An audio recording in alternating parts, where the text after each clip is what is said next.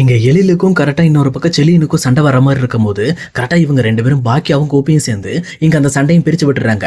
அது மட்டும் இல்லாம நீங்க இதுக்கு மேல இந்த சம்மந்தம் இல்லாம இந்த விஷயத்துக்காக அடிச்சுக்க வேண்டாம் அப்படின்ற மாதிரி அந்த விஷயத்த ரொம்பவே கிளியரா பேசி அந்த சண்டையை முடிச்சிடறாங்க. இப்போ போல அடுத்த நாள் காலையில எல்லாருமே டைனிங் டேபிள் வந்து உட்காந்ததுக்கு அப்புறம் ரொம்பவே கேஷுவலா செலியனுமே இதுக்கு மேல அந்த சண்டைக்கு நான் போக மாட்டேன், இது மேல அந்த விஷயத்துல நான் முடிவெடுக்க மாட்டேன் அப்படின்ற மாதிரி ரொம்பவே தெளிவாவே சொல்லிடுறாரு. இன்னொரு பக்கம் எல்லாருமே கொஞ்சம் கொஞ்சமா ஹாப்பியா மாறிட்டு இருக்க அந்த சுச்சுவேஷன்ல கரெக்டா இங்க இன்னொரு பக்கம் ஈஸ்வரி ஒரு பயங்கரமான பிரச்சனை பண்ண ஆரம்பிக்கிறாங்க. அதாவது அவங்களோட சொந்தக்காரங்களை வர வச்சு இனியாக்கு பொண்ணு பார்க்க வைக்கணும் அப்படிங்கிறதுக்காக தான் அவங்களும் அதுக்கான வேலைகள் எல்லாம் கொஞ்சம் கொஞ்சமா ஸ்டார்ட் பண்ணிக்கிட்டு இருக்காங்க. ஃபர்ஸ்ட் எடுத்தோன்னே காலையில வெளியே போகிற இந்த கோபியுமே இன்னொரு பக்கம் வந்து நீ இன்னைக்கு வெளியில போக வேண்டாம்ப்பா, இன்னைக்கு நீ கண்டிப்பா இங்க இருக்கணும், நம்ம சொந்தக்காரங்க வராங்க அப்படின்னு சொல்லிட்டு எல்லாருமே இந்த பக்கம் இங்க வெயிட் பண்ண வைக்கிறாங்க. இன்னொரு பக்கம் இங்க பாக்கியாக்கு ஒண்ணுமே புரியல. என்னது நம்ம சொந்தக்காரங்க வரணும்னா எதுக்காக நாம இங்க வெயிட் பண்ணோம், அவங்க வரட்டு பார்த்துட்டு போட்டு, ஆனா எதுக்காக நம்ம இருக்கணும் அப்படின்ற மாதிரி இங்க பாக்கியா யோசிக்க ஆரம்பிக்கிறாங்க. அதே நேரம் இன்னொரு பக்கம் இந்த பக்கம் கோபியுமே தனியா ஈஸ்வரி கூட்டிட்டு போயிட்டு நம்ம சொந்தக்காரங்க எதுக்குமா வராங்க, அவங்க ஏன் வரணும், அது மட்டும் இல்லாம யார் வராங்க அப்படின்ற மாதிரி கேட்கறாங்க. இந்த பக்கம் ஈஸ்வரியுமே அவங்களோட உறவு முறையை சொல்லி சொல்றாங்க. ஆனா இந்த பக்கம் கோபிக்கு சுத்தமா அவங்க யாருன்னு அடையாளம் தெரியல. அப்பதான் ஈஸ்வரியுமே இங்க பாருடா கொஞ்சமாவது சொந்தக்காரங்க கூட பழக்கம் இருக்கணும்டா, அப்பதான் வந்து எல்லா விஷயத்திலயும் நமக்கு சொந்த ஹெல்ப் பண்ண வரும் அப்படின்ற மாதிரி அந்த சொந்தத்தோட முக்கியத்துவத்தை பத்தி எடுத்து பேசிட்டு இங்க பாரு என் சொந்தக்காரங்களை நான் வர சொன்னதுக்கான முக்கியமான காரணமே நம்ம இனியாவோ பொண்ணு பார்க்க வர சொல்றதுக்கு தான் அப்படின்றாங்க. ஆனா இது கேட்டு கோபிக்கு தூக்கி வாரி போடுது. என்னடா இது அம்மா இவ்வளவு பெரிய விஷயத்த பண்றாங்க அப்படின்னு சொல்லிட்டு அப்படியே மலைச்சு போய் நின்றுட்டு இருக்காங்க.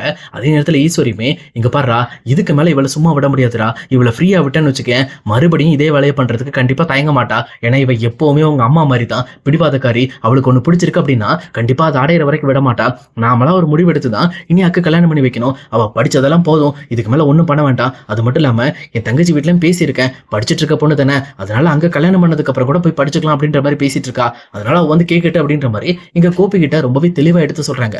ஆனா கோபியுமே ஆமாமா நீங்க இப்ப பேசிட்டு இருக்கிறதுக்கு சரியான விஷயமா, ஏன்னா இனியாக்கு கல்யாணம் பண்ணி வைக்கிறது நல்ல விஷயம் தான், அது மட்டும் இல்லாம அங்க கல்யாணம் பண்ணதுக்கு அப்புறம் அவங்க படிக்க வைக்கிறாங்கல்ல அது சரியா போயிடும் விடு, அப்படி அவங்க படிப்பு செலவுக்கு காசு கேட்டா கூட நம்ம கொடுத்துடலாம், நம்மகிட்ட இல்லாத பணமா அப்படின்ற மாதிரி இங்க கோபியும் ஈஸ்வரி சொல்ற விஷயத்துக்கு ரொம்ப தெளிவா ஒத்துக்கிட்டு அவருமே பக்காவா அதுக்கான வேலைகள்லாம் செய்ய ஆரம்பிக்கிறாங்க.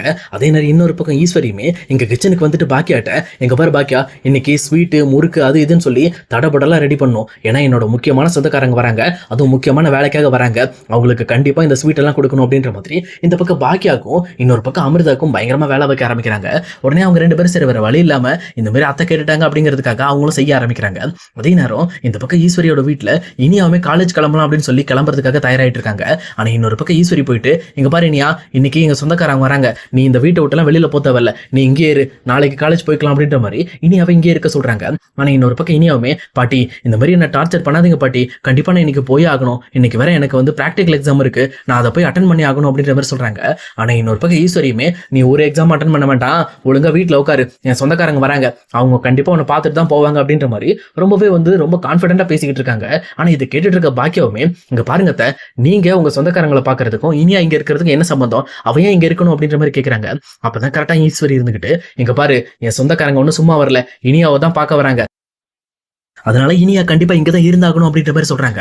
ஆனா இது கேட்ட பாக்கியாக்கு ஒண்ணுமே புரியல, என்ன சொல்றீங்க இனியாவை எதுக்கு அவங்க வந்து பார்க்கணும் அப்படின்ற மாதிரி கேக்குறாங்க. இது கேட்ட ஒண்ணு அங்க வந்த கோபியுமே இங்க பாக்கியாக்கு பதிலடி கொடுக்குற மாதிரி இனியாவை பொண்ணு பார்க்க வராங்க. சொல்ல போனா இனியாவை பொண்ணு பார்த்துட்டு பிடிச்சிருச்சு அப்படின்னா இனியாவை கல்யாணம் பண்ணி கொடுக்க போறோம் அப்படின்ற மாதிரி சொல்றாங்க. இது கேட்டவொன்னு இங்க இனியாக்கும் தூக்கி வாரி போடுது. அதே நேரத்துல இங்க பாக்கியாவால அந்த விஷயத்தை ஏத்துக்கவே முடியல. என்ன சொல்றீங்க, என் பொண்ணுக்கு நீங்க கல்யாணம் பண்ணி வைக்கிறீங்களா, அது மட்டும் இல்லாம இப்ப படிச்சுக்கிட்டு இருக்கா, இப்போ பொண்ணு பார்க்க வராங்களா, யாரை கேட்டு இதுக்கு ஒத்துக்கிட்டீங்க அப்படின்ற மாதிரி கேக்குறாங்க. ஆனா இன்னொரு பக்கம் ஈஸ்வரி எங்க பாரு பாக்கியா ஓம் பேச்சால எங்களால கேட்டுட்டு இருக்க முடியாது, எங்களுக்கு என் பேத்திக்கு என்ன செய்யணும்னு தோணுதோ அதான் நாங்க செய்வோம், அது மட்டும் இல்லாம இதுக்கு மேல இவளை காலேஜ் விட்டாலாம் சரி வராது, இவளை சீக்கிரமா கல்யாணம் பண்ணி அவன் புருஷன் வீட்டுக்கு அமுச்சு விட்டுற வேண்டியதான், அங்க போய் படிக்க வச்சுக்குவாங்க அப்படின்ற மாதிரி இந்த பக்கம் இனியாவை ரொம்பவே நம்பாம ஈஸ்வரி பேசிட்டு இருக்காங்க. ஆனா இங்க இனியாக்கு சுத்தமா அந்த விஷயத்துல விருப்பமே இல்ல. என்ன பாட்டி சொல்றீங்க, நான் தான் சொல்லிட்டேன்ல இனிமேல் அந்த மாதிரி விஷயங்களுக்கு நான் போக மாட்டேன், தயவு செஞ்சு என்ன படிக்க விடுங்க அப்படின்ற மாதிரி கேக்குறாங்க. ஆனா கோபி இருந்துகிட்டு இங்க பாரு இனியாமா நீ படிச்சதெல்லாம் போதும், இதுக்கு மேல நீ படிக்கவும் வேண்டாம் ஒன்னும் பண்ண வேண்டாம், அப்படி நீ படிக்கணும்னு ஆசைப்பட்டனா உன்னோட மாமியார் வீட்டுல போய் படி, இதுக்கு மேல இங்க இருந்து நீங்களை டார்ச்சர் பண்ணிட்டு இருக்காத, ஏன்னா நீ பண்ண விஷயங்கள் எங்களை ரொம்பவே பாதிச்சிருச்சு, இதுக்கு மேல எங்களால பொறுமையா இருக்க முடியாது அப்படின்ற மாதிரி இங்க கோபியும் பேசி விட்டுறாரு. அதே நேரத்துல இந்த பக்கம் வந்து செலியனுமே என்னப்பா சொல்ற, அப்ப உண்மையுமே இனியாவை பொண்ணு பார்க்க வராங்களா அப்படின்ற மாதிரி கேக்குறாங்க. ஆமா செலியன் கண்டிப்பா இனியாவை பொண்ணு பார்க்க வராங்க, இனியாவை நல்லபடியா நம்ம கட்டி கொடுக்க வேண்டியது நம்மளோட கடமை, ஏன்னா இதுக்கு மேல நம்ம வீட்டுல வச்சு அவளை பாதுகாக்க முடியாதுடா, ஏன்னா அவ சாதாரண சின்ன பிள்ளை நினைச்சிட்டு இருக்கோம் நம்ம, ஆனா அவ அப்படி கிடையாது, இப்ப அவளுக்கு விவரம் வந்துருச்சு அப்படின்ற மாதிரி ரொம்பவே வந்து இனியாவை கஷ்டப்படுத்துற மாதிரி பேச ஆரம்பிக்கிறாங்க. இன்னொரு பக்கம் இவங்க இப்படி பேசிக்கிட்டு இருக்கும்போது இன்னொரு சைடு ஈஸ்வரியோட சொந்தக்காரங்க எல்லாம் வர ஆரம்பிச்சிடறாங்க.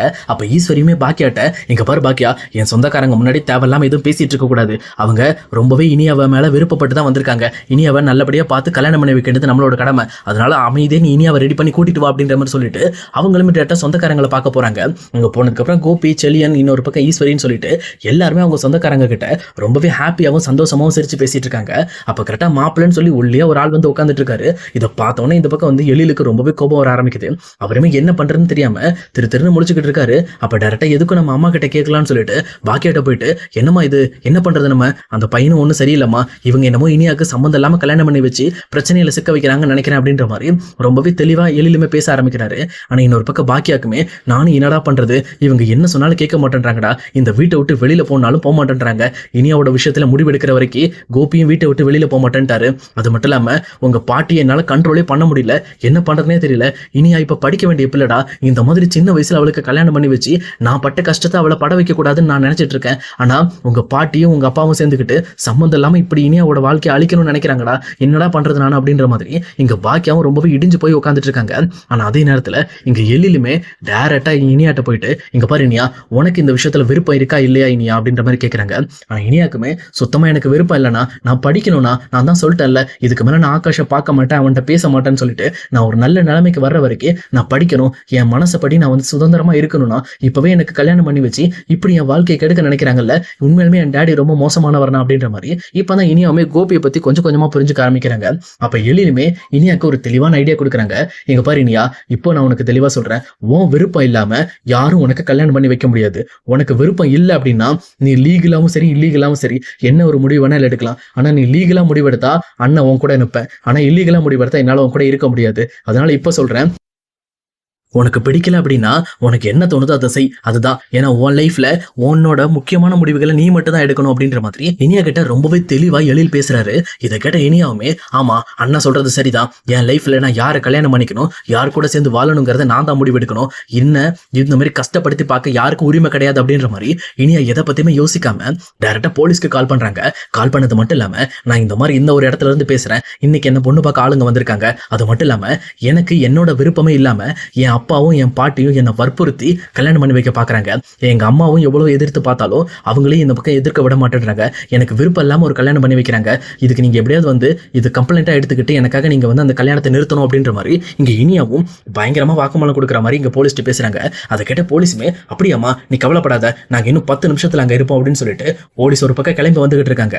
அதே நேரம் இன்னொரு பக்கம் இங்க எப்பவும் போல ஈஸ்வரி இனியா வந்து பார்த்துட்டு, நீ இன்னும் ரெடி ஆகலையா, சீக்கிரம் ரெடி ஆகி கீழே வா, சொல்லப்போனா உனக்காக மாப்பிள்ளை வீட்டுக்காரங்களா வெயிட் பண்ணிட்டு இருக்காங்க அப்படின்ற மாதிரி இங்க இனியாவை ரொம்பவே கஷ்டப்படுத்துற மாதிரி பேசுறாங்க.